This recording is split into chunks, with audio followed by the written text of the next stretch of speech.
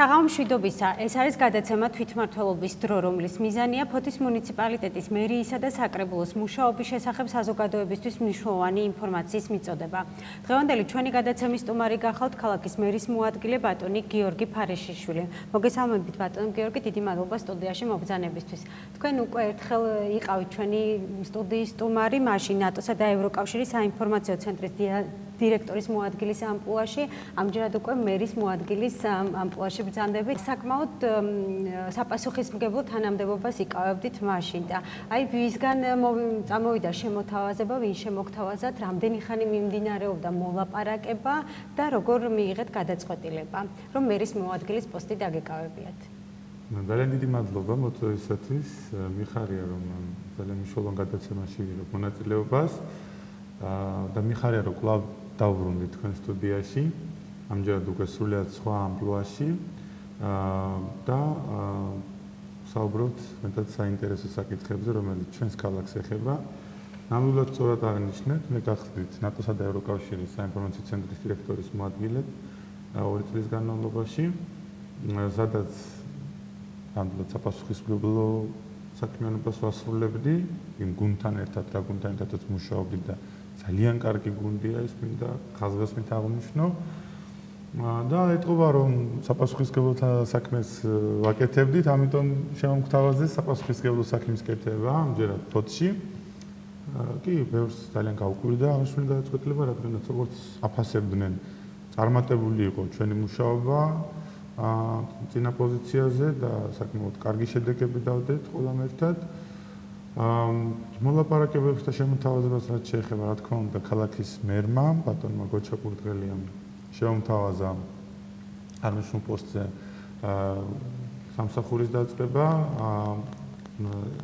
მისგან იყო ძალიან გულწრფელი სურვილი იმისა, რომ მომხდარიყო ამ ქალაქში სასიკეთო ძვრები კვლავ, გაგრძელებული იყო აქტიური მუშაობა, ახალი ხედვებით, ახალი მიდგომებით და ის მე მას რა თქმა უნდა ვიცნობდი გასულ წლებში და ეთყობა მისი დაკვირვების შედეგად, როდესაც ის აკურდებოდა ჩემს მუშაობას, მან ჩათვალა ეს საჭიროდ, რომ გაეკეთებინა ასეთი შემოთავაზება. რომ არ მოგატყუოთ, თანხმობის მიცემა და თქვა ნამდვილად არ იყო მარტივი ჩემთვის. დამჭირდა რამოდენიმე თვე, 2 თვე, ამაზე საფიქრელად და მივიღე გადაწყვეტილება, რომ 2018 წლის 1 იანვრიდან სწორედ უკვე დავინიშნე მისი ბრძანების შესაბამისად ფოთის მერის მოადგილედ. მე გულწრფელად ვამბობ, რომ ეს იყო ჩემთვის, ეს არის ჩემთვის ძალიან დიდი პატივი და ძალიან საპატიო შემოთავაზება იყო ნამდვილად, რასაც მარტივად ასე ემოციურად ვერ დავთანხმდებოდი. ამაზე ბევრი ფიქრია საჭირო, როდესაც შენ გიწევს აი ასეთ მნიშვნელოვან პოზიციაზე მუშაობის გაგრძელება და როცა საზოგადოება შენგან მოელის სასიკეთო ძრებს. ამიტომ ვიფიქრე და მივიღე ასეთ გადაწყვეტილება. ბატონ გიორგი, რა დარგებს კურირებთ? რაც შეეხება დარგობრივ კურირებას, როგორც ვიცით, ფოთის მერს ყავს 3 მოადგილე და ჩვენ ყველას, ჩვენ კოლეგებთან გადანაწილებული გვაქვს იმ სამსახურების მიხედვით სხვადასხვა საკურატორო დარგები. თქვენს მონამორჩილს გააჩნია რამოდენიმე დარგთან კურატორობა, ეს გახლავთ განათლების მიმართულებაში ერთიანდება კულტურის, სპორტის, ახალგაზრდობის, განათლების მიმართულება, სამსახური მთლიანად, რომელშიც შედის ასევე აიპები, კულტურისა და სპორტის აიპები გაერთიანებული და ასევე შედის ბაღების გაერთიანება, რომელიც საკმაოდ დიდი გახლავთ 15 ბაღის ოდენობით. ასევე ჩემი საკურატორო სფერო გახლავთ ჯანდაცვისა და სოციალური სამსახური და შესაბამისი აიპები, რომელიც ასოცირდება ჯანდაცვასთან და სოციალურ მომსახურებასთან, დევნილები მათ შორის, სოციალურად დაუცველი ფენა, ჩვენი თანამოქალაქეები, ასევე გახლავთ ეკონომიკისა და ტურიზმის მიმართულება, სამსახური, ჩემი საკურატორო, ახალი სამსახური, რომელიც შეიქმნა საკურატორო სფერო. და ვცდილობთ, რომ მაქსიმალურად შესაძლებლობებიდან გამომდინარე თანაბარი ყურადღება მივაქციოთ აღაშულ მიმართულებებს, ასევე ტურიზმის აიპი გახლავთ ჩვენს ქალაქში და ესეც ჩემი საკურატორო სფეროა. რომ გითხრათ, რომ ძალიან მარტივია ეს ყველაფერი, რა თქმა უნდა მოგატყუებთ და რომ გითხრათ, რომ ცოტა ესეც ფაქტია, რომ არ იქნება სიმართლე, საკმაოდ დიდი სტრუქტურა გახლავთ, საკმაოდ ბევრი ადამიანი აქ დასაქმებული და საკმაოდ ბევრი საქმე გვაქვს და ვცდილობთ რომ მაქსიმალურად გავუმკლავდეთ და წარმატებით გავართოთ ამ. თქვენ იმყოფებოდით ხელოვნების სასწავლებელში, თეატრში, კულტურის ცენტრში, საბავშვო ბაღებში, სპორტულ სკოლებში, გაესაუბრეთ თანამშრომლებს და ვითარებას ადგილზე გაეცანით. რა მდგომარეობა დაგვხვდათ იქ და რა შეიცვალა ამ მოკლე პერიოდში?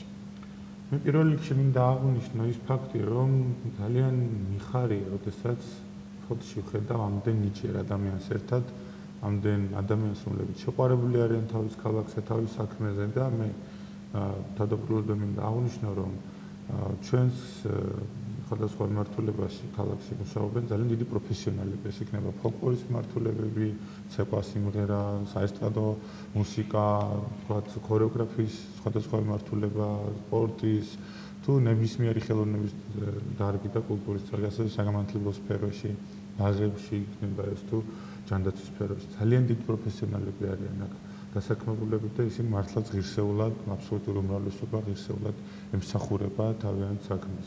ჩემთვის დიდი პატივი იყო და არის მათთან ყოველი შეხვედრა და საუბარი.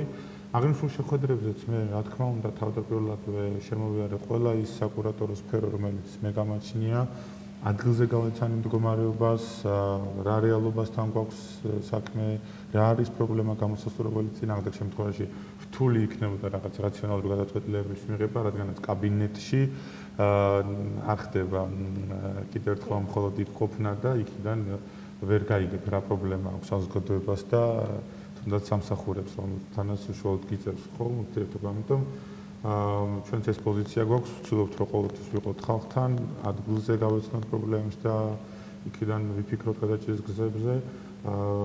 ყოველს ვიტყვი რომ გითხრათ რომ ყველაფერი იდეალურად არის და არანაირი პრობლემა არსად არ გვაქვს, რა თქმა უნდა, არაერთი და საკმაოდ სერიოზული პრობლემები რჩება, მიუხედავად იმისა, რომ არაერთი მცდელობა და ძირეული ძვრები განხორციელდა წინა მერის პირობებში იმ გუნდთან ერთად, რომელთან ერთადაც ქალაქის წინა მერი მუშაობდა, ნამდვილად ბევრი მნიშვნელოვანი პროექტი დაიწყო. და თქვენ როგორ აპირებთ ამ პრობლემების მოგვარებას? რა თქმა უნდა, კიდევ ერთხელ ვამბობ, რომ გითხრათ, რომ ყველაფერი იდეალურად არ არის, მაგრამ ის რაც დაიწყო ძალიან ბევრი პროექტი წინა ხელისუფლების დროს, წინა მერის პირობებში გრძელდება, რა თქმა უნდა, რომელიც დაწყებულია, მაგრამ ჩვენ ასევე არაერთი ახალი პროექტი შევმატეთ, როგორც ინფრასტრუქტურის მიმართულებით, ვიცით რომ ძალიან მნიშვნელოვანი თქვათ კომპლექსები უნდა დასრულდეს ქალაქში, ეს იქნება საფეხბურთო მოედანი თუ საცურაო აუზით სპორტული კომპლექსი, ასევე ხიდების გამაგრება და მშენებლობა მიმდინარეობს, წყალანილების სისტემის, საკანალიზაციო სისტემის მშენებლობა უნდა განახლდეს, რადგანაც იცით რომ რაღაც ბევრი ტექნიკური პრობლემა წარმოიშვა, რამდენიმე წლის წინ როცა დაიწყო და ამიტომ წელს უკვე ეს სრულად დაიწყებს ამოქმედებას და მუშაობა აქტიური დატვირთვით წავა, რადგანაც ვიცით რომ იგივე ინფრასტრუქტურული პრობლემები კიდევ ბევრი რჩება ჩვენს ქალაქში. რაც შეეხება კონკრეტულად ჩემს საკურატორო მიმართულებაში არსებულ პრობლემებს, იგივე სპორტულ კომპლექსებში არის საჭიროება იმისი, რომ მოხდეს სარემონტო სამუშაოები, აუცილებლად, რადგანაც ვერანაირი კრიტიკას ვერ უძლებს სამწუხაროდ ის რეალობა, რომელიც რეალობაშიც ჩვენს ძვირფას ბავშვებს, ჩვენ ახალგაზრდობას უწევს ვარჯიში და მე მინდა მადლობა უთხრა ამ ადამიანებს და მათ პედაგოგებს, რომლებიც თავდაუზოგავად შრომობენ, რომ რაღაც ძალიან წარმატებული შედეგები გვანახონ. რა თქმა უნდა, არის მთელი რიგი მიმართულება, სადაც შედარებით უკეთესად აქვს საქმე, მაგალითად ეს იცით რომ ძალიან კარგი სარაგბის კომპლექსი აქვს ქალაქს, ასევე საჭადრაკო კომპლექსი არის, ასევე კრივის სკოლა, კლუბი ძალიან კარგ მდგომარეობაში, შენდება ახლა სპორტული დარბაზი, ხელბურთის დარბაზი, კრივის დარბაზი უკვე დასრულდება ძალიან მალე, ასევე დაგეგმილი გვაქვს რომ ძალიან დიდი ყურადღება მივაქციოთ წყლის სახეობებს, რადგანაც ფოთი ტრადიციული ქალაქი გახავთ, ასევე სპორტის წყლის სახეობებისთვის და ჩვენ გვყავს ერთადერთი ოლიმპიური ჩემპიონი აღნიშნულ სახეობებში, ჩვენს ქვეყანას სწორედ ფოთელი გახდათ ეს პიროვნება, კრატასუკი, რომელმაც ძალიან დიდი შედეგი დადო თავის დროს და გვინდა რომ ეს შედეგები მომავალშიც გავიმეოროთ, რა თქმა უნდა. ასევე ძალიან დიდი ყურადღება ექცევა ჩვენთან ბაღების. მინდა გითხრათ, რომ სულ გვაქვს 15 ბაღი, და 2.5 მილიონი ლარი მიდის მუნიციპალიტეტის ბიუჯეტიდან ამ ბაღების შენახვაზე, ბავშვების კვებაზე, პედაგოგთა ხელფასებზე. ჩვენ ვართ საქართველოს პირველ სამეულში აღნიშნული მაჩვენებლით. ეს არის ძალიან დიდი წარმატება ჩვენი ქალაქისთვის, რადგანაც მუნიციპალური ბიუჯეტიდან ამხელა თანხის გამოყოფა ხდება და ვერავინ დარწმუნებული არ ვერ იტყვის იმას, რომ ბავშვებს ცუდი კვება აქვთ და მაქსიმალურად ვცდილობთ, რომ სამწუხაროდ ინფრასტრუქტურა არ გვაძლევს იმის საშუალებას. ეს არის მოძვენებული საბჭოთა დროინდელი შენობები, უმრავლესობა, რომელიც რეაბილიტირებას უკვე ზოგიერთ აღარც ექვემდებარება და ამიტომ ჩვენ სრულად ახალი ხედვა გვაქვს, გვინდა რომ ამოდენიმე ახალი ბაღი ავაშენოთ, იცით რომ ერთი თვის წინ გაიხსნა სრულად ახალი ბაღი ახალდასახლებაში, რომელიც დანიუსტოლით და საბჭოსთან ერთად ავაშენეთ და ძალიან წარმატებული 100 ბავშვზე გათვლილი თანამედროვე სტანდარტებს აკმაყოფილებს სრულად ახალია იქ ყველაფერი. ასევე წელს ხდება 5 ბაღის გასიფიცირება და ბავშვებს გათბობა ექნება ძალიან თანამედროვე გათბობა ზამთარში და 5 ბაღს უკვე ეს რა თქმა უნდა ფაქტობრივად 5 ბაღი გაგვრჩება უკვე შემდგომში გაზიფიცირებისთვის უკვე 10 ბაღი სრულად ექნება გაზიფიცირებული და ძალიან სასიხარულო მე ვფიქრობ და იგი ღუმელზე აღარ მოუწევს თქვათ ბაღებს მუშაობა და ბავშვებს ასევე პარალელურად ჩვენ ვარემონტებთ სამზარეულოებს თუ სხვა იმ სულ წერტილებს რომლებიც გასარემონტებელი იყო ბაღებში და წელს 10 ბაღის სამზარეულოებს და სულ წერტილების სრული გარემონტება ხდება და მაქსიმალურად ვცდილობთ რომ ჩვენ ყურადღება არ მოვადუნოთ კიდევ ერთხელ გეუბნებით და ის წარმატება რომელიც გვაქვს უნდა საგანშული მიმართულებით შენარჩუნებული და გაძლიერებული იყოს რადგანაც საქმე ეხება ჩვენს მომავალ თაობას ჩვენს საყვარელ ბავშვებს და ჩვენ ნამდვილად არ დავაკლებთ ხელს მათ არაფერში ასევე გვაქვს გეგმა კულტურული ობიექტების რეაბილიტაციის თვის განკუთვნილი როგორც ხედავთ ამ დღეებში ნიკო ნიკოლაძის ძეგლის მიმდებარე ტერიტორიის რეაბილიტირება მოხდა და მოწესრიგება რაც ძალიან გვახარებს ტერმინალთან ერთად ფოთის ტერმინალთან ერთად საზღვაო ნავსადგურთან ერთად უბრალოდ IBM ტერმინალთან ერთად ასევე ჩვენ წელს გეგმავთ რეაბილიტირებას მალთაყვაში არსებული მემორიალის დების მემორიალის ამაზე თანხა გამოყოფილია და უკვე დაიწყება ძალიან მალე მისი რეაბილიტაცია მომავალ წელს ჩვენ დაგეგმილი გვაქვს კოლხი-დედის ძეგლის რეაბილიტაცია რომელიც სავალალო მდგომარეობაში ასევე და დაუყოვნელი რეაბილიტაციას საჭიროებს და ჩვენ გვაქვს უკვე გაწერილი კონკრეტული მიზნები ამასთან დაკავშირებით ასევე კულტურის ობიექტებს მივაქცევთ დიდ ყურადღებას დაგეგმილი გვაქვს რომ მომავალ 2 წელიწადში ახალი საკონცერტო დარბაზის აშენება მოხდეს ფოთში, რომელიც დაახლოებით 200 ადამიანზე იქნება გათვლილი და რომელთან ერთადაც იქნება საგაონფენო სივრცე, საკონფერენციო სივრცე, სადაც შეეძლებათ მხატვრებსაც, ნახატების გაონფენა, სულ თანამედროვე.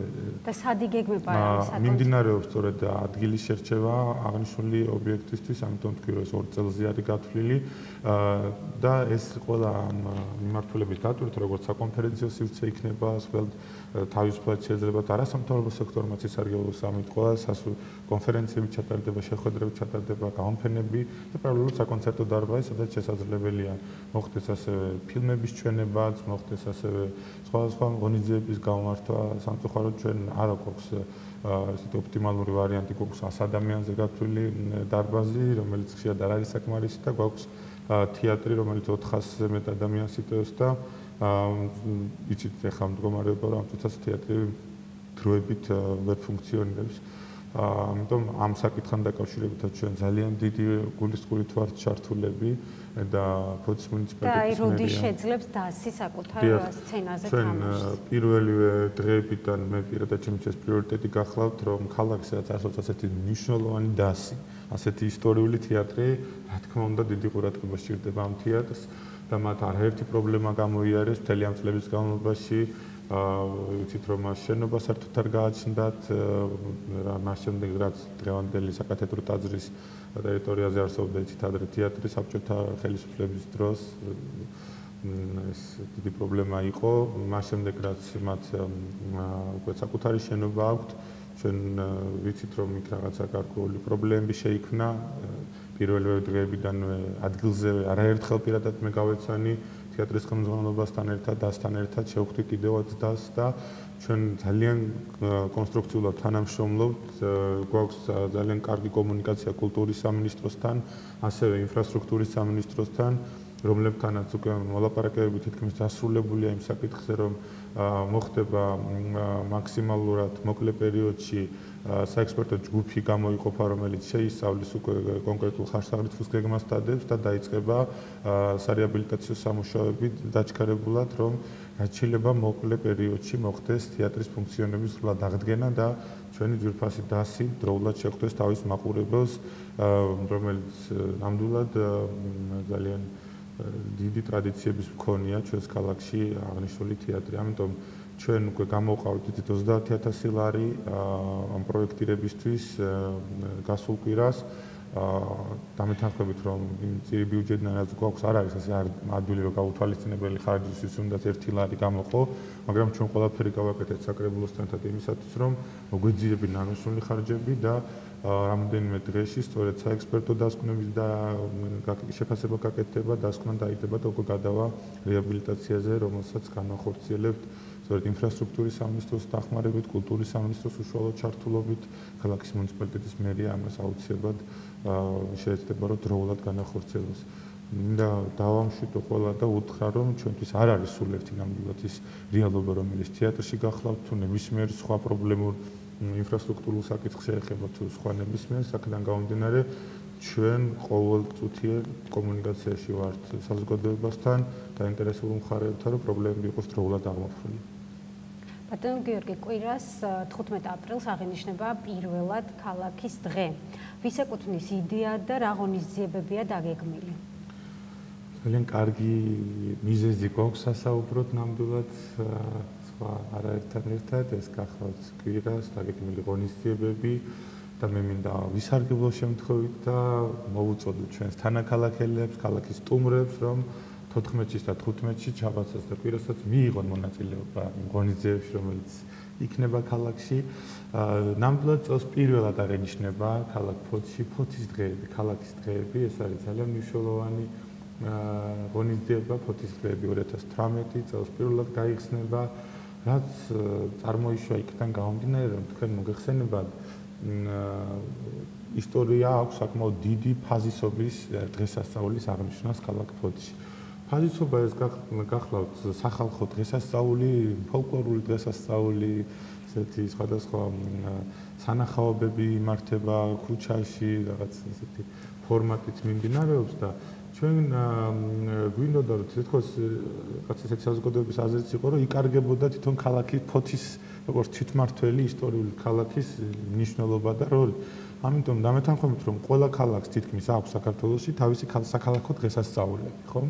ეხლა იგივე გორის დღეები, ისეთ ქალაქი თელავი აღნიშნავს, თქვა თბილისობაზე რა აღარაფერი თქვა, ნებისმიერ ქუთაისი და ყველას აქვს ეს ქალაქის დღე რო ქვია და თვითონ ჟღერდება სახელი ამ ქალაქის კონკრეტულად და აი ფოთს ესეთი სამწუხაროდ აქამდე არ ქონდა, რომ ფოთის დღეები რქმოდა, ფოთის დღე, ქალაქის დღე არ ქმნოდა. ამიტომ ჩვენ მაქსიმალურად ქალაქის საზოგადოების ჩართულობით მივიღეთ ეს გადაწყვეტილება და მე და ვინმე ერთ ადამიანს არ მეუღია. არაერთი შეხვედრა ჩავატარეთ, აზრი ვკითხეთ საზოგადოების წარმომადგენლებს, საკრებულოს და ყველამ ერთხმად მოიწონა აღნიშნული გადაწყვეტილება, რადგან ქალაქი გახლავთ ტაძრის გარშემო გაშენებული და დაგეგმარებით ქალაქის ყველა გზა ტაძართან ერთდება. და არსებობს ასეთი ევროპული ტრადიცია, რომ ქალაქის დღეები აღინიშნება ხოლმე ტაძრის დღესასწაულებთან ერთად. ევროპის არაერთ სახელმწიფოში, საბერძნეთში, იქნება ბელგიაში თუ ყველა ტრადიციულ სახელმწიფოებში.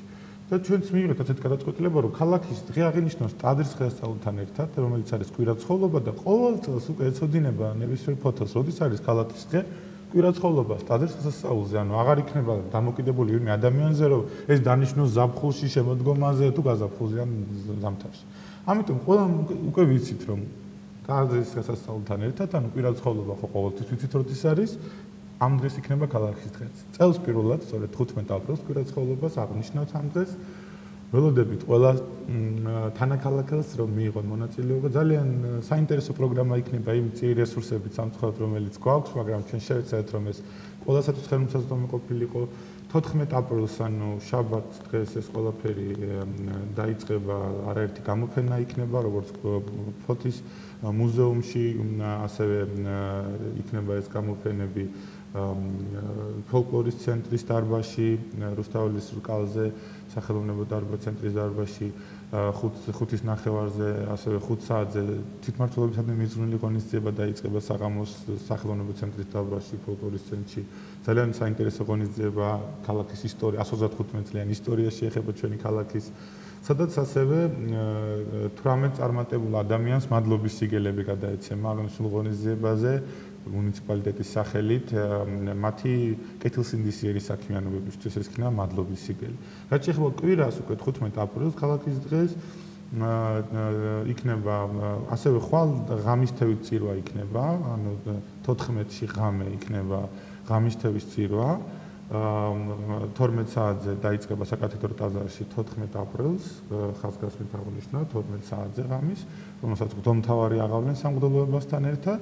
15 აპრილს დილით ასევე წირვა შესრულდება 10 საათზე, ხოლო უკვე პირველ საათზე ფოთის საკათედრო ტაძრის პირველ სართულზე გამოიფინება ყველა ქალაქის დროშა და გერბი, საქართველოს ყველა ქალაქის დროშა და გერბი. ჰერალდიკის საბჭო გვეხმარება და მათი თანადგომით კეთდება ეს ღონისძიება.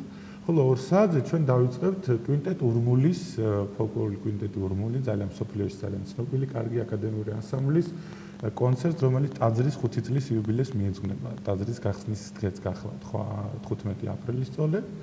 2 საათზე ტაძრის პირველ სართულზე დარბაზში მოხდება აღნიშნული კონცერტი. 4-ის ნახევარზე უკვე ყველანი გადავინაცვლებთ ნიკო ნიკოლაძის ძეგლთან. იმედი გვაქვს, რომ კარგი ამინდი იქნება და ამ ძეგლთან მოხდება უკვე პირველად ძეგლთან, ნიკო ნიკოლაძის ძეგლთან მოხდება ქალაქის 10 საპატიო მოქალაქის დაჯილდოება, რომელსაც გადაეცემათ საპატიო მოქალაქის მედლები, ტაძრის მაკეტი და სამკერდე ნიშანი ქალაქ ფოთის დროშის. რა პრინციპით არის შერჩეული საპატიო მოქალაქეები? რა თქმა უნდა, საპატიო პრინციპით არის შერჩეული, მათი დამსახურების მიხედვით არის შერჩეული. იცით, რომ ქალაქის მერი იღებს ამ გადაწყვეტილებას, წარდგინებით სხვადასხვა ადამიანების მიერ 10 ადამიანი არის წარდგენილი და ერთპიროვნულად არავინ არ ყოფილა აქ, რამე სხვადასხვა ადამიანებმა წარადგინა, იყო ჩართული როგორც საკრებულო ამ წარდგენაში, მაჟორიტარი დეპუტატი, კულტურის წარმომადგენლები, ხელოვნების სხვადასხვა მუშაკები, სხვადასხვა მიმართულებები, ეკონომიკის სფეროს, სხვადასხვა დარგები, რომელიც ქალაქში არსებობს. და გააკეთეს მათ საზოგადოებრივი საბჭო, მრჩეველთა საბჭო, მერთან არსებული საბჭოები, რომელიც არსებობს დარბაზები და მიაწოდეს მათ ეს რამოდენიმე კანდიდატები, საკმაოდ ბევრი კანდიდატი იყო განაცხადი შემოსული, 100-მდე კანდიდატი იყო სულ და აქედან შეირჩა წელს 10 კანდიდატი, რა თქმა უნდა, სხვა წლებში შესაძლებელია წელს ვერ მოხდა ამ ადამიანების დაჯილდოება, მაგრამ მომავალ წელს შემდგომ წელს მოხდეს. ეს რაღაც არ ნიშნავს, რომ თუ ამათში არ ახლა დამთავრდა და მომავალ წელს აღარ იყო, მაგალითად გასულ წლებში იყვნენ წარდგენილები და მაშინ არ და წელს ჯილდოვდება არის ასეთი რამოდენიმე ადამიანი მაგალითად. ის იგივე მოხდება მომავალ წელს და ასე შემდგომ წელს წარადგინა და წელს ვერ მოხერხდა მომავალ წელს. წელს ვიფიქრეთ მაქსიმალურად ოპტიმალური გადაწყვეტილება მიგვიღო იმ წარდგენილი კანდიდატებიდან, რა თქმა უნდა, ყველა საპატიოა, ყველა ძალიან მნიშვნელოვანია, ვინც იყო წარდგენილი და მე ქეთს ვიხრი მათ წინაშე და მათი ღვაწლის წინაშე, უბრალოდ 10 სხვადასხვა მიმართულებით გამოიკვეთა 10 ადამიანი, რომელიც იქნება დაჯილდოებული სწორედ 15 აპრილს ნიკო ნიკოლაძის ძეგლთან, სიმბოლურად ქალაქის საპატიო ძვირფასი მერის ძეგლთან და ასევე იქ აღიმართება საქალაქო დროშა ნიკო ნიკოლაძის ძეგლთან საზეიმოდ, რომელიც იქნება ყოველთვის დამკვიდრებული ქალაქის მერის ძეგლთან იყოს აღმართული ქალაქის დროშა. ქუჩებიც ხედავთ, რომ ორთულია ქალაქის და სახელმწიფო დროშებით, ჩვენ ძალიან გვინდა რაღაც საზეიმო განწყობა შეგვეტანა მაქსიმალურად. ხოლო საღამოს პარალელურად გაგრძელდება 16 საათზე კონცერტი ხორავას მუსიკალურ სასწავლებელში, სადაც მის ხორავას არშილ-ხორავას იუბილე აღინიშნება და ასევე კულტურის მუზეუმში, ფოთის მუზეუმში იქნება ლექცია, ექსკურსია 16 საათზე, სადაც სწორედ აი ქალაქის ისტორიაზე იქნება საუბარი და ბატონ ნიკოლაძის პირადი ნივთებიც არის დაცული, იცით. ხოლო საღამოს უკვე 17 საათზე მე ყველას ვეპატიჟები ქალაქის მერის სახელით, თითოეული ჩემი კოლეგის სახელით ვეპატიჟები პარკში ძალიან საინტერესო კონცერტზე, რომელიც 5 საათზე დაიწყება. ბატონი ქალაქის მერის პირადი მოწვევით ჩამოდიან ყველასთვის საყვარელი ეგრეთ წოდებული ქუჩის მუსიკოსების ორი თაობა, ცნობილი მსახიობების, ბესო ბერულაშვილის, ხვიჩამაღლაპელიძის ხები, რომლებიც ძალიან ისეთ საზეიმო განწყობას შემოიტანენ და მათთან ერთად იქნებიან ადგილობრივი შემსრულებლები, ჩვენთვის ყოველთვის კარგად ცნობილი ანსამბლები, ფოლკლორული, ქორეოგრაფიული, საესტრადო და ძალიან საინტერესო 2 საათიან პროგრამა შევთავაზებთ ჩვენს თანაქალაქელებს. ყველა ღონისძიებაზე ხასხასმით ვამბობ. დასწრება არის თავისუფალი, არანაირი პრივატული ღონისძიება არ არსებობს, არანაირი დახურული ფორმატი არ არსებობს, ამიტომ ყველას მოვუწოდებთ, რომ მიიღოს მონაწილეობა, ჩაერთოს, მოიყვანონ შვილები, შვილიშვილები, მეზობლები, ახლობლები და ყველამ ერთად აღნიშნოთ და ვიცოდეთ, როგორი ისტორიის მქონე ქალაქი გვაქვს. დედაენის დღისადმი მიძღვნილი კვირეული ტარდება. რა ღონისძიებები გაიმართა, ვინ მონაწილეობენ ამის შესახებაც რო ვისაუბროთ. და როდის დასრულდება ეს კვირეული? დიახ, როგორც ვიცით, 14 აპრილი გახლავთ სახელმწიფო ენის დღე. სახელმწიფო ენა კი საქართველოში არის ქართული, აფხაზეთის ავტონომიური რესპუბლიკის ტერიტორიაზე აფხაზური და ქართული. სამწუხაროდ ჩვენ პატივს მივაგებთ ჩვენ სახელმწიფო ენებს და განსაკუთრებით გამოვყოფთ მათი აღნიშვნის ტრადიციასაც. წელს ეცით რომ ასევე გქონდა ძალიან კარგი ოკუპაციის კვირეული, რომელიც საკმაოდ წარმატებით ჩატარდა 30-ზე მეტი ღონისძიება გაიმართა თებერვალში და ახლა უკვე მიმდინარეობს გუშინ დაიწყო და 21 აპრილამდე გასტანს სახელმწიფო ენის დღისადმი მიძღვნილი პროგრამა. დაგეგმილია ძალიან ბევრი შემეცნებითი საჯარო ლექცია, გამოფენა, რომელშიც მხატვრები, სხვადასხვა სახელმწიფო სფეროს წარმომადგენლები არიან ჩართული. არაერთი კონცერტი არის დაგეგმილი, მაგალითად დღეს მიმდინარეობს მასწავლებელთა კონფერენცია, იყო მწერლებთან შეხვედრა ჩატარებული, ასევე იქნება ესეებში გამარჯვებული კონკურსანტები გამოვლინდებიან, რომლებსაც სამახსოვრო საჩუქრებს გადავცემთ, რომელიც ესეებიც მათ ქართულ სახელმწიფო ენას მიუძღვნეს და სხვადასხვა ესეთ ძალიან საინტერესო ნაწარმოებები შექმნეს. მაქსიმალურად შევეცდებით, რომ საზოგადოების ყველა სფერო და მიმდინარეობა მოვიცვათ და დავაინტერესოთ სხვადასხვა ინტერესების მქონე ადამიანები. არ არის რაღაც კონკრეტულად ერთი მიმართულება. სკოლები აქტიურად ჩართული, ქალაქ ფოთის საჯარო სკოლები და მინდა მადლობა უთხრა მათ აქტიურობისთვის ფოთის რესურს ცენტრს, ბატონ გოჩა ქორქიას ყველას, ვინც კი ყვიჩას ყურადღებას და ძალიან აქტიურად ერთიანდება ყოველთვის იმ ღონისძიების გარშემო, რომელსაც ჩვენ გვექნათ. როდის და როგორი ფორმატით ჩატარდება ფაზისობა წელს? რაც შეეხება ფაზისობას, კარგია რომ ეს კითხვაც დამისვით, რომ არ იყოს გაურკვევლობა და არ ეგონოთ, რომ თქვა რადგანაც ქალაქის დღე ტარდება, ფაზისობა არ ჩატარდება. ფაზისობა ეს გახდათ ყოველთვის სახალხო დღესასწაული, ესეთი ფესტივალი და ამ ფესტივალის სახეს ის უფრო მეტად შეინარჩუნებს და გაიძლიერებს. მხოლოდ გაძლიერება ხდება ამ კომპონენტში.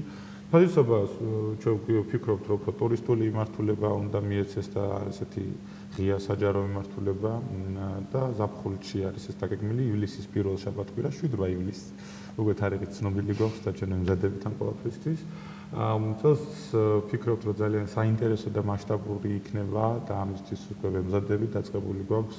დიდი იმედი გვაქვს, რომ შემოგვიერთდება ფესტივალი არის უმასპინძლებ ფესტივალ ფუძეობასაც და ძალიან გრანდიოზული კონცერტი ელოდება ფოთელებს აი ამ დღეებში და არა მარტო ფოთელებს დარწმუნებული ვარ ისეთი შემსრულებლების ჩამოყვანას გეგმავთ, ახლა არ მინდა რომ ჯერ გავაჟღერო, მეზობელი რაიონებიდანაც შემოგვიერთდებიან და ერთ დიდ ზეიმს ვაჩუქებთ ჩვენ საყვარელ ქალაქს.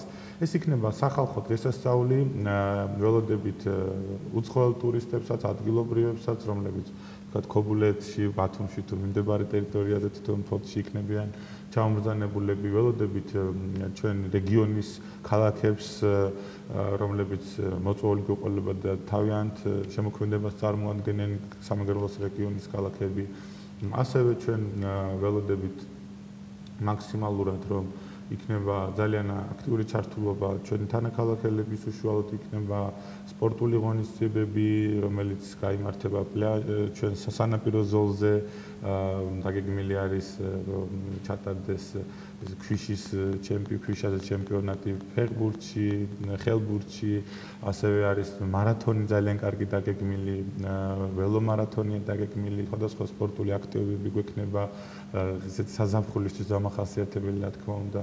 იქნება ასევე საინტერესო სხვადასხვა შეჯიბრებები, გამოფენები, რომელიც მოეწყობა პარკში, ასევე ცენტრალურ გამზირზე დაიტვირთება ასევე რაიონები, იცით რომ 4 მუნიციპალიტეტი შემოდის ფოთის შემადგენლობაში, მალთაყვის ნაწილი დაიტვირთება აქტიურად ნამბადის, გვინდა რომ არ იყოს მხოლოდ ეს რაღაც ცენტრში თავმოყრილეს ყველაფერი და მთლიანად მოიცვას სრულიად ჩვენი ქალაქი ამ სიხარულმა, ასე რომ ვთქვათ და შევეცდებით რომ მაქსიმალურად კარგად გავართოთ თავი ამ გამოწვევასაც, მაქსიმალურად ყველას დავეკითხოთ აზრი, ვისი აზრის გათვალისწინება შეიძლება და შევთავაზოთ ისეთი ღონისძიების საზოგადოებას, რომელიც მათ აინტერესებთ და არიან ჩართულები.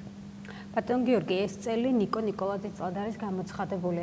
რა ღონისძიებები არის დაგეგმილი, ამაზეც მაყურებელს რომ მივაწოდოთ ინფორმაცია.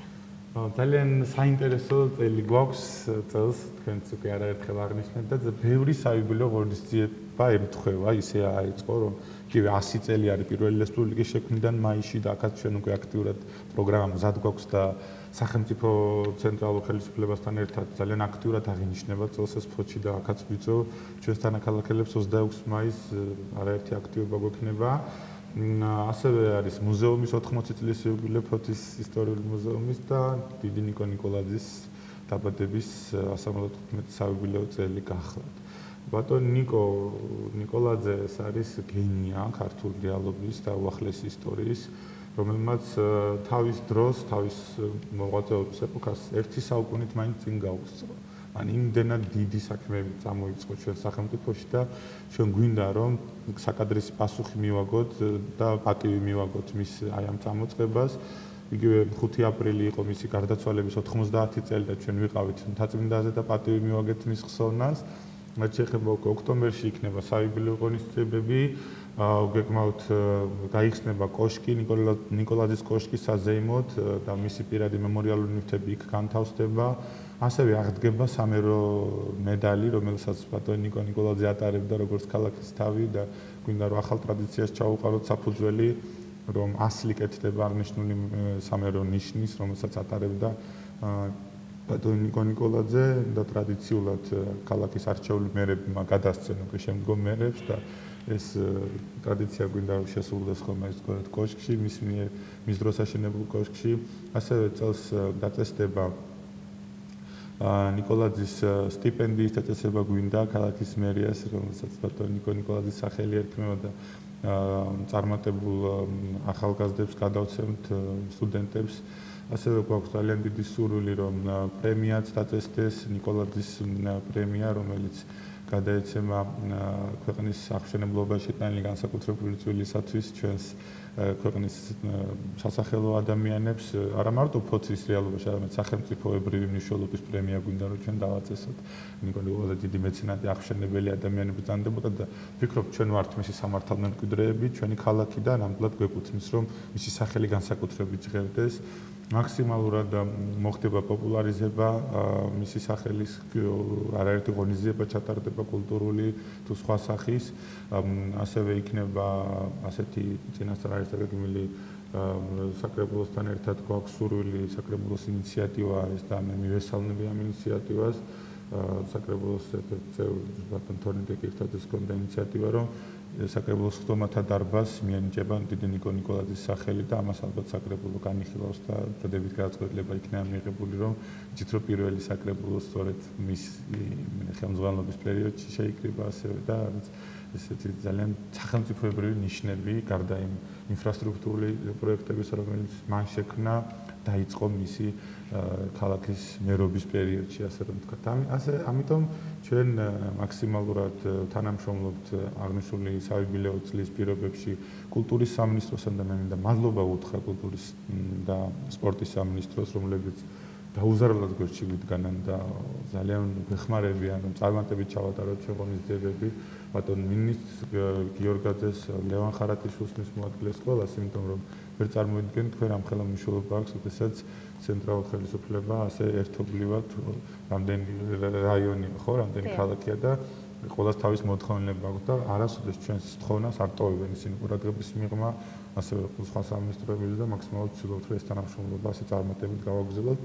ამ ღონისძიებებს აქტიურად ვითანამშრომლებთ, ასევე ბატონ ნიკონ გოვაძის მემკვიდრეებთან, თავმოყრობასთან და ერთობლივად არაერთ საინტერესო ღონისძიებას შევთავაზებთ აი საგულო წლის ფარგლებში. ძალიან კარგი დაველოდებით ამ ღონისძიებებს.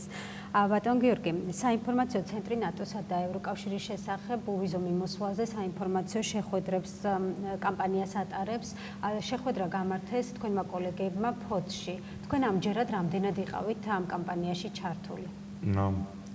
როგორც თქვენიც აღნიშნეთ, მე პირველად ამ სტუდიაში სწორედ აღნიშნულ უწყებაში საქმიანობის შედეგად გახლდით. რეგიონებს სრულად მევყურებდი მაშინ, ძალიან მახარებს საინფორმაციო ცენტრი ნატოსა და ევროკავშირის შესახებ წარმატებით აგრძელებს თავის საქმიანობას საგარეო საქმეთა სამინისტროს შემადგენლობაში და აქტიურ კამპანია მიმდინარეობს ქვეყანაში საინფორმაციო კამპანია. რა თქმა უნდა, სრულად ვიყავი ჩართული ყველა ღონისძიებაში, მე თვითონაც მივიღე მონაწილეობა როგორც მომხსენებელმა, რადგანაც საკმაო გამოცდილება მაქვს აღნიშნული მართულებით და კვლავაც გაგრძელდება 17 აპრილსაც არის დაგეგმილი ჩვენს ქალაქში ნატოს წარმომადგენლობის ვიზიტი და ბულგარეთის ელჩის ვიზიტი, რომელიც ნატოს სამეკავშირეო საელჩო გახლავთ, ასევე და იქნება საინფორმაციო შეხვედრები ამასთან დაკავშირებით ნატოს დღეების ფარგლებში და მე ძალიან მიხარია, რომ სულ რამდენიმე ქალაქი არის ჩართული საქართველოში, თბილისი და ფოთი გახლავთ, ასეთ მაღალ დონის სტუმრებს, რომელიც მასპინძლობს ნატოს დღეების ფარგლებში. და ჩვენ ძალიან სასიხარულო, ასევე ევროპის კავშირის დღეები დაიწყება მაისში და აქაც აქტიურად ვართ ფოთში, ფოთელები ჩართული და მივიღებთ ამაშიც მონაწილეობას და მინდა გითხრათ, რომ თბილისთან ერთად ცენტრალური ღონისძიებები მხოლოდ ფოთში იმართება და ამით მხოლოდ ვამაყობ, რომ ჩემო კოლეგებმა ჩემი თხოვნა გაითვალისწინეს და აქტიურად ჩასვეს იმ სხვა ქალაქები, რა თქმა უნდა, ყველგან აღინიშნება ეს ღონისძიებები, მაგრამ განსაკუთრებით აი წელს სწორედ თბილისსა და ფოთში აღინიშნება ამის დღეებიც. ძალიან კარგი. ფოთის მუნიციპალიტეტის მერიაში ეკონომიკისა და ტურიზმის განვითარების სამსახურის შექმნა სოციალურ ქსელში განხილვა მოყვა, ოპოზიციურ სპექტრში კი უკმაყოფილება. რატო გახდა ამ სამსახურის შექმნა აუცილებელი, როცა სამსახურში სულ 4 თანამშრომელია და მათ შორის 3 ხელმძღვანელი პირი? ძალიან კარგია, რომ ეს შეკითხვას დასვით. რადგანაც მედიას აქვს უნიკალური ნიჭი იმისა, რომ ნებისმიერი ერთი საკითხი ძალიან ბევრი კუთხით გააშუქოს და ისე წარმოაჩინოს თქვენ ჩემზე კარგად მოგეხსენებათ მედიის როლი საზოგადოებაში. ისე წარმოაჩინოს, რომ სიმართლე სრულიად სხვა იყოს და საზოგადოებამ სრულიად სხვაგვარად აღიქვას ეს ყველაფერი. დაახლოებით რაღაცა მსგავს შემთხვევასთან მქონდა საქმე, რადგანაც ერთი შეხედვით ძალიან ცუდად ჩანს მეც დაგეთანხმებით, რომ რაღაცა მაღალ 4 ადამიანი და ვთქვათ შესაძლოა 3 ხელმძღვანელი პირიაო ასეთი გადაწყვეტილი ასეთი რეალობა შეექმნას, მაგრამ თუ ჩვენ ოდნავ იქით გავიხედავთ რა დგას ამის უკან და რა რეალობასთან გვაქვს საქმე, ყველანაირი კითხვა გაქრება და რატო? როგორც მოგეხსენებათ, ახალი მერი, როდესაც იქნა არჩეული, დაიწყო რეორგანიზაცია. ყველა მუნიციპალიტეტში ასე ხდება, ეს არ არის ფოთის მოვლენა და ძალიან მწყდება ხოლმე გული, რომ რაღაც შეგნებულ, თითქოს მიზანმართულ ანტი კამპანიასთან გვაქვს ხოლმე ფოთთან დაკავშირებით საქმე, რომ რაღაც მხოლოდ ნეგატივის გაშუქება ხდება და ისე წარმოაჩენა ყველაფერს, რომ ამ ქალაქში კარგი არაფერი არ ხდება და მხოლოდ გავუბედურდით, დავიქცეთ. იმ ღონისძიებაზე თუნდაც მედიას ხანდახან ვიწევთ ხოლმე ყველა ვეპატიჟებით, მაგრამ ამ სამწუხაროდ მხოლოდ ნეგატივი შუქდება. ძალიან მწუხარ, დიდი იმედი მაქვს, რომ პოზიტიურიც, მაგალითად ქალაქის დღეებსაც ყველა გააშუქებს და ანახებენ, როგორი წარმატებულები ვართ, როგორი წინივდი ვართ და როგორ გიხარია ამ ქალაქში ცხოვრება. რაც შეეხება კონკრეტულ ამ საკითხს, ასე მოხდა, რომ სწორედ ამ რეორგანიზაციის დროს, როდესაც მიმდინარეობდა, იყო რეალურად 10 სამსახური მერიაში, გაუქმდა ერთი სამსახური და მოხდა შერწყმა სამსახურების. შეერთება მოხდა ერთმანეთთან. დარჩა 9 სამსახური. ანუ არანაირი არც ბიუჯეტი გავზარდეთ, არც თანამშრომელთა რაოდენობა არ გავზარდეთ და ამ დამატებით თანხები არ მოვიტყოდეთ. პირიქით გავაუქმეთ და გახდა 9 სამსახური. შეიქმნა ახალი სამსახური, აი ამ ცხრის ფარგლებში, ეს იყო ეკონომიკისა და ტურიზმის სამსახური. აქამდე ეს სამსახური არ არსებობდა. მაგრამ ისე დავალაგეთ ჩვენ, ბევრი სამსახური გახდა, შეერწყა ერთმანეთს, ზოგი განყოფილების სახით დარჩა. მაგალითად კულტურის და სპორტის შერწყმა მოხდა და ერთ სამსახურად ისევე როგორც მაგალითად ადმინისტრაციის შესყიდვების შეერწყა. წარმოიდგინეთ. და ასევე გახდა ეკონომიკისა და ტურიზმის. რატო? თუ გადავხედავთ იგივე ცენტრალური ხელისუფლების პრიორიტეტს, ტურიზმი და ეკონომიკა გახლავთ ქვეყნის პრიორიტეტი, ხო, გაცხადებულ პრიორიტეტი. გვახსოვს, როგორ ზარზეიმით აღვნიშნეთ მე-6 მილიონი ტურისტის ჩამომბრძანება საქართველოში, ქვეყნის პრემიერი შეხვდა და ეს ცნობილი კლიპი, რომელიც მთელი მსოფლიო მოიარდა. ყოველდღიური დინამიკა არის, თუნდაც ტურისტული მმართველობით მზარდი ჩვენს სახელმწიფოში და მე პირადად იგივე წინა სამსახურში არაერთი მთელი კვირებით მიწევდა ხან მოგზაურობა სხვადასხვა ქვეყნებში ოფიციალური ვიზიტებით და მე თვითონ მინახავს უკარო გზაზე რომ ბრუნდებოდი, რამდენი ტურისტი მოდიოდა ამა თუ იმ თვითმფრინავის რეისით ჩვენს ქვეყანაში. მათ შორის ფოთის რეალობას რო გადავხედოთ, ხო უკვე ერთია რომ ფოთს ჰქონდა ყოველთვის ეკონომიკური დანიშნულება, როგორც საპორტო ქალაქს და როგორც სტრატეგიულ ქალაქს სპორტთან მიმართებაში და ტურისტული ნაწილი აქ არ იყო ისე ყურადღება მიქცეული, იმიტომ რომ ძირითადად ეკონომიკურ ნაწილზე ვიყავით გადასული და ახლა უკვე ბოლო 2-3 წელია პრიორიტეტები შეიცვალა ამ კუთხით, რა თქმა უნდა ეკონომიკური რჩება, მაგრამ ყურადღება უნდა მიექცეს ტურიზმულ მიმართულებას, რადგანაც გვაქვს ძალიან კარგი სანაპირო ზოლი, იგივე მალთაყვის ნაწილი, მაგნიტური ზოლია, მაგნიტური ქვიშის ვიცით, თუმცა მოუწესრიგებელი დამეთანხმებით. ამიტომ მანდ მივდივარ ზუსტად. თქვენ თვითონაც ხედავთ, რომ დაიწყო მალთაყვის სანაპიროს განვითარება, ხო? ძალიან დიდი 3-4 წლიანი პროექტი არის გამოცხადებული და მუშაობა დაწყებულია და მიდის ტურისტული ინფრასტრუქტურის მოწესრიგება, რომ სწორედ ტურისტების შემოსვლა მოხდეს. და ეხლა დამეთანხმებით ბათუმი საკმაოდ უკვე განვითარდა ამ კუთხით, იგივე ქობულეთი თუ სხვა ზოლები და რატომღაც რჩებოდით ჩვენ ყოველთვის აფსაიდში, ასე რომ თქვა, ტურისტების რაოდენობას უკვე ვეღარ იტევს ის სანაპიროები და ჩვენთან რომ მოდიოდა ტურისტი, როცა ნახავდა, რა თქმა უნდა, რომ არ იყო არაფერი, არავის არ ექნებოდა ამის სურვილი. შარშანაც დამეთანხმებით თქვენ, რომ ძალიან ბევრი ტურისტი იყო ფოთში. და იგივე მალთაყვის სანაპირო იქნებოდა თუ სხვა ადგილებს, სადაც შეიძლება ადამიანმა ისარგებლოს სანაპიროს ზოლით, დატვირთული იყო ძალიან აქტიურად. ამიტომ იქნა გადაწყვეტილი მიღებული, რომ ამ ყველაფერს ძნელია დამეთანხმებით, როცა სამსახური არ აქვს ელემენტარული პრიორიტეტი, ვის დავავალო, სოციალურ სამსახურს დავავალო, თქვათ, რომ კურატორობა გაუწიე, ტურიზმს, ფინანსურს დავავალო თუ ნებისმიერ სხვას. საჭირო გახდა, რომ ეს სამსახური შექმნილიყო. რეალურად ჩვენ კიდევ ერთხელ ვამბობ, არსებობს სამსახურის შექმნის სტრუქტურა. სამსახურს ახავს ხელმძღვანელი, ყავს მოადგილე, არის განყოფილება და არიან თანამშრომლები. ჩვენ გამოვედით იმ რეალობიდან, რომ კიდევ არ მოგვეხდინა სტატების დამატება და მაქსიმალურად მინიმალური ძალებით ყოფილიყო პასუხისმგებელი პირები, რომლებიც ოფიციალურ დონეზე, ადგილობრივ დონეზე, ცენტრალურ დონეზე საზღვარგარეთ გააკეთებდნენ ყველაფერს, იმოქმედებდნენ იმისათვის, რომ აღნიშნული მიმართულებით საქმე წინ წასულიყო. ამიტომ როგორც ვიცით, ფოთში კიდევ ერთხელ პორტია და პორტის განვითარება ძალიან პრიორიტეტულია, ასევე არის ძალიან ბევრი გადამზიდავი კომპანიები და სატრანსპორტო კომპანიები. ეკონომიკის სამსახური რო არ ქონდეს პირდაპირ გეუბნებით, არასერიოზულიც კია, რადგანაც იცით, რომ ბიუჯეტი დგინდება გადასახადებით, ხო, როცა კომპანიები იხდიან გადასახადებში. ხა, როცა არ აქვს ამ ყველაფრის განსაზღვრელი ცენტრალურ ხელისუფლებასთან შუამავალი, ხო საჭიროა, ხო, ყველა მიმართულებას რატო ადგილობრივი სამსახურები, რომ ცენტრალურ სამინისტროებთან, რომლებიც კვირვებენ, იყვნენ შუამავლები. ასევე მოხდა აქაც. გააჩნდა შუამავალი რგოლი, რომელიც მაქსიმალურად ეფექტურად უნდა მოახდინოს ეკონომიკის მიმართულებით, ტურიზმის მიმართულებით, ტურიზმის IP-სთან ერთად. IP-ის სამართლებრივი დონე იცით, რომ არ არის ეს საჯარო მოხელეთა კატეგორია, ხო, ამ კუთხით ჯერჯერობით. არის არასამთავრობო აკომერციული იურიდიული პირი, რომელიც მუნიციპალიტეტთან დააფუძნა. კი, ნამდვილად იყო ეს ტურიზმის აი, მაგრამ კიდევ ერთხელ ეს ყველაფერი მოხდა იმისათვის, რომ ეს 4 ადამიანი, რომელიც სამსახურშია, ეს არ არის ბოლო მასშტაბი, ასე რომ ვთქვათ. მაქსიმალურად ყველაფერი კეთდება იმისათვის და ეს იმიტომ მოხდა, რომ ის მოთხოვნა, ის რეალობა, რომელიც არსებობს, საკმაოდ დიდია, მიმდინარეობს ქალაქის ეკონომიკური სტრატეგიის შემუშავება.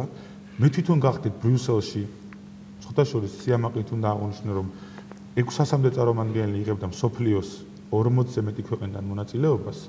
ქალაქების მერები, მათ შორის იყო პარიზის მერი, ვარშავის მერი, ძალიან დიდი ევროპული ქალაქების მერები. საქართველოსთან მხოლოდ მე გახლდით ფოთის მერის მოადგილე, წარმომადგენელი მერის დავალებით. ჩვენ ვართ ხელმომწერი მერების შეთანხმების ქალაქი და ძალიან ვამაყობთ და მთელი რიგი პასუხისმგებლობებია ეხლა. ძალიან ძნელია, რომ ეხლა ადამიანი, რომელიც თქვა რაღაც ჩასაფრებულივით არის, მე იმას ყველაფერი დაუდო და აუხსნა ის მოთხოვნები, რაც მაგალითად ამ ყველაფერს წინ უსწრებს, რამხელა პროექტები არის წამოღებული იმისათვის, რომ ჩვენ ამ ყველაფერზე ხელის მომწერები ვართ, რამდენად ყურადღების ცენტრში ვართ, როგორ მიდის ეს ეკონომიკური დაგეგმარება ამ ყველაფრის, ხომ? ამიტომ კიდევ ერთხელ სამწუხაროდ მოხდა რაღაც ცოტა მიკერძოებულად ამ ყველაფრის გაშუქება და საზოგადოებამ ძალიან მტკივნეულად აღიქვა ეს ყველაფერი, ამიტომ რეალობა კი სრულიად სხვაგვარი გვაქვს ამ კუთხით. ბატონ გიორგი, თქვენი სამომავლო გეგმებიც რო გაგვაცნოთ. რაც შეეხება სამომავლო გეგმებს, ძალიან ბევრი ვისაუბრეთ, რა თქმა უნდა, იმ რეალობაზე, რეალობაში ჩვენ ვართ. მე მინდა რომ დასასრულისკენ მადლობად გითხრათ თქვენ ტელევიზიას ძალიან კარგი მუშაობის, რასაც ამ ქალაქში ახორციელებთ და ხართ ინფორმაციის მიუკერძოებელი, მიმწოდებელი და მიხარია რომ ამას უკვე ტრადიციულად არაერთი წელი აკეთებთ. გეგმებს რაც შეეხება, ჩვენ გეგმა და სურვილი არის ხალხის მსახურება და როცა თქვენს კითხვა დამისი თუ რატომ მივიღე ეს გადაწყვეტილება რომ აქ წამოსულიყავ, ერთადერთი გულწრფელი სურვილი გახლავთ ის რომ რაღაცა როცა არ მომწონს მე ქვეყანაში, როცა მეძლევა საშუალება რომ მე უშუალოდ ვიყო ჩართული და შევცვალო, ვალდებულიც ვარ რომ ეს გავაკეთო, როცა ამის საშუალებას მაძლევს ქალაქის მერი თუნდაც და ადამიანები, ვისაც ამის ლეგიტიმაცია გააჩნია. მე ამიტომ გადავდგი ეს ნაბიჯი რომ ჩემი ძალები შეუერთო მათ ძალებს და წარმატებისკენ გადავდგათ ნაბიჯები. მე ძალიან იმედიანად ვარ განწყობილი იმ ადამიანებთან ერთად, რომლებიც ჩვენთან ერთად მუშაობენ, ქალაქის საკრებულოსთან ერთად, მათთან თანამშრომლობით, რადგანაც ძალიან კარგად ვცდილობთ რომ გქონდეს ეს ურთიერთობა და ერთად ვიყოთ ჩვენი ქალაქის ინტერესებიდან გამომდინარე. პირველ რიგში ვიცით რომ არის ინფრასტრუქტურული ძალიან ბევრი პრობლემა მაინც ქუჩებთან დაკავშირებით, კანალიზაციასთან დაკავშირებით და ჩვენი პრიორიტეტები არის რომ მოხდეს აღნიშნული საკითხების დროულად გადაჭრა და დაძვრა. ასევე გვსურს რომ ეტაპობრივად ქალაქის განათების თანამედროვე რელსებზე გადაყვანა. ასევე ძალიან დიდი სურვილი გვაქვს რომ სრულად მოხდეს იგივე სახურავების შეცვლის საკითხი, მოიხსნას რომ რაღაც პრობლემები არ ქონდეს, ინფრასტრუქტურული პრობლემები, ასე რომ ვთქვათ, ერთი თქმით მოვაგვაროთ დროულად ქალაქში. ასევე პარალელურად მოხდეს სხვადასხვა დარგებში ყურადღების მიქცევა, გვაქვს კონკრეტული გეგმები, რა თქმა უნდა, ამასთან დაკავშირებით.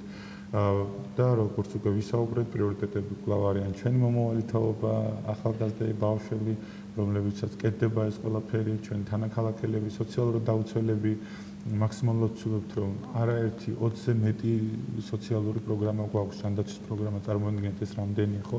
ყველას ვცდილობთ რომ მაქსიმალურად ყველა მიმართულება ჯანდაცვის რაც კი დაჭირდება ჩვენს თანაქალაქელებს მაქსიმალურად დაუდგეთ გვერდში, ეს იქნება თქვა წამლისათვის განკუთვნილი ვაუჩერები თუ სტაციონალური მკურნალობა თუ შინმოვლის პროგრამა თუ ბენეფიციარები რომლებიც სასადილოში იღებენ საკვებს, ხო თქვენ შეგიძლიათ ნახოთ რამდენად კარგად აჭმევენ ამ ადამიანებს და მაქსიმალურად ვცდილობთ რომ ამათ კომფორტული გარემო შევუქმნათ ამ ადამიანებს 50,000 ლარი გამოვყავით სრული რეაბილიტაციისთვის ამ სასადილოს, რადგან ძალიან რთულ მდგომარეობაში იყო და უკვე დაიახლა შემდგომ კვირაში უკვე დაიწყება ამ ყველაფრის სატენდერო განხილვა და დაიწყება უკვე შემდგომ გარემონტება ამის და წარმოიდგინეთ, გარდა იმისა, რომ ძალიან კარგი კვება აქვთ, მათ ძალიან კარგი გარემოც ექნება. შვედეთის მხარესთან თანამშრომლობთ აქტიურად, იყო დელეგაცია 2 კვირის წინ ჩამოსული ქალაქ ფოთში და შვედებთან ერთად გადაწყვეტილი გვაქვს, რომ სწორედ დღის ცენტრი შეიქმნას ჩვენი სოციალურად დაუცველი ფენისთვის, სადაც დღის განმავლობაში შეძლებათ მათ ყოფნა, სხვადასხვა გასართობი ღონისძიებების ნახვა, დაპურება და ესე მოწესრიგებული ყოფნა მაქსიმალურად. კიდევ ერთხელ ვამბობ, რომ ადგილზეც მივდივართ იმ ადამიანებსაც არ შეუძლია რომ მოვიდეს საკვები ადგილზე მიგვაქვს და ყველანაირად ვცდილობთ, რომ ის რესურსი, ის წირი რესურსი რაც გვაქვს, სამართლიანი და თანაბრად გადაანაწილდეს ყველა იმ ადამიანზე, ვისაც ეს სჭირდება. გასაგებია და ბოლოს გადაცემის დასასრულს გითხავთ, როგორ რეაგირებთ კრიტიკაზე? კრიტიკაზე რეაგირება, კრიტიკაზე ძალიან კარგად რეაგირებ. რადგანაც თუ საუბარია ჯანსაღ კრიტიკაზე და სამართლიან კრიტიკაზე, მე ყოველთვის მადლობელი ვარ იმ ადამიანების, რომლებიც პოულობენ ფორმას და ადგილს, როგორ უნდა გავაკრიტიკონ, რა უნდა გვითხრან და რა ფორმით უნდა გვითხრან. როდესაც შეურაცხყოფას გაყენებენ ადამიანს, ეს შეურაცხყოფა კრიტიკა ქონია ბევრს დღეს და რა მოხდა, მე ხო აკრიტიკებ უიტყვია, მაგრამ როცა არის ჯანსაღი კრიტიკა კულტურის ფორმებში დადგენილი, ეს პირიქით ძალიან აუცილებელია, რომ განსაკუთრებით ხელისუფალმა უსმენოს ხალხს და ახლა ურთიერთობა ქონდეს საზოგადოებასთან. ჩვენ თუ მოვწყდებით საზოგადოების ხმას, ჩვენ თუ მხოლოდ მანქანებიდან თუ კაბინეტებიდან გვეგონება, რომ ყველაფერი ისეა, როგორც იმ კაბინეტში, ხო, აქ ვერასოდეს რეალობას ჩვენ ვერ აღვიქვამთ და ძალიან დავშორდებით საზოგადოებას და ეს მანძილი ჩვენს და ხალხს შორის გაიზრდება და ბოლოს უნდობლობაში და უარყოფით დამოკიდებულებაში გადავა. ამიტომ აუცილებელია რომ ჩვენ თითოეულმა ჩვენთაგან გავითავისოთ, რომ ჩვენ ვართ საზოგადოების დაქირავებული ადამიანები. ჩვენ ლეგიტიმაცია მოგცა ჩვენმა თანაქალაქელებმა, იმ ხალხმა, რომლებიც დღეს არც თუ ისე კარგ რეალობაში ცხოვრობენ და ჩვენ ვალდებული გვაქვს. ჩვენ თუ არ გვინდოდა არ აგვეღო ამაზე ვალდებულება, ხო? ჩვენ რომ ავიღეთ ამაზე ვალდებულება გვაქვს ბოლომდე პასუხისგებლობა უნდა გავითავისოთ, რომ ყველაფერი გავაკეთოთ, რომ პირველ რიგში მართლები ვიყოთ საკუთარი სინდისის, საკუთარი ოჯახის, ღვთის და ჩვენი ხალხის წინაშე. რომ ჩვენ შესაძლოა რაღაცები ისე არ გამოგვივიდა როგორც გვინდოდა, მაგრამ ხომ ვეცადეთ მაინც. ჩვენ ხომ დავიხარჯეთ მაინც, თორემ კიდევ ერთხელ გეუბნებით, რომელ ქალაქის მერს, რომელ მოადგილესა ნებისმიერს არ უნდა რომ ყველა ეს პრობლემა, რომელიც ახლა ქალაქში გვაქვს, უცბად იყოს გადაწყვეტილი და მოგვარებული. ვინ დამაჯერებს იმას, რომ თუნდაც მე არ მინდოდეს, რომ აი რაღაცა რო აწუხებს ჩემს, თუნდაც რაღაც სპორტის რომელიღაც მიმართულებას, არ მინდა რომ მე ის გავაკეთო. აი რატომ რა გონების უნდა ვიყო, რომ ეს არ მინდოდეს. რა თქმა უნდა, ძალიან გვინდა, რომ ყველაფერი მოგვარდეს დროულად. ამიტომ მე ვთხოვ საზოგადოებას თანადგომას, რა თქმა უნდა კრიტიკასაც, როცა ეს კიდევ ერთხელ ვამბობ, იქნება ინფორმით, რომელიც კრიტიკაც სამართლიანია. შეურაცხყოფის მიყენება, ჩასაფრებული ყოფნა და ეს თითის გაშორა ძალიან მარტივია, ხო?